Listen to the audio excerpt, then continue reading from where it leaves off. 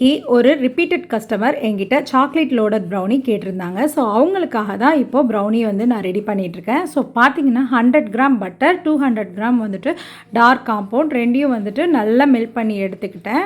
So இப்போ பார்த்தீங்கன்னா ஒரு 3 முட்டை ஒரு பவுலில் எடுத்துக்கிட்டேன். இது கூட வந்துட்டு வெனிலா எசன்ஸ் ஒரு ஸ்பூன், சால்ட் வந்துட்டு கொஞ்சம் போல் ஆட் பண்ணியிருந்தேன். அந்த கிளிப் மட்டும் மிஸ் ஆகிடுச்சு. ஸோ நீங்கள் வந்து செய்கிறதா இருந்தால் ஆட் பண்ணிக்கோங்க. இப்போ பார்த்தீங்கன்னா ஒரு 3/4 கப் போல் ஒயிட் சுகர், ஒரு 1/2 கப் போல் நாட்டு சக்கரை ரெண்டையும் சேர்ந்து நல்லா மிக்ஸ் பண்ணதுக்கப்புறம் அதே மாதிரி ஒரு 3/4 கப் போல் மைதா, ஒரு 1/4 கப்பு போல் கொக்கோ பவுடர், இது எல்லாத்தையுமே வந்துட்டு நல்லா மிக்ஸ் பண்ணதுக்கப்புறம் நம்ம கலந்து வச்சுருக்கிற இந்த டார்க் காம்பவுண்டும் அதுக்கோட பட்டரையும் சேர்ந்து மிக்ஸ் பண்ணியிருக்கோம் இல்லையா, இதையும் சேர்த்து ஆட் பண்ணிக்க வேண்டியதான்.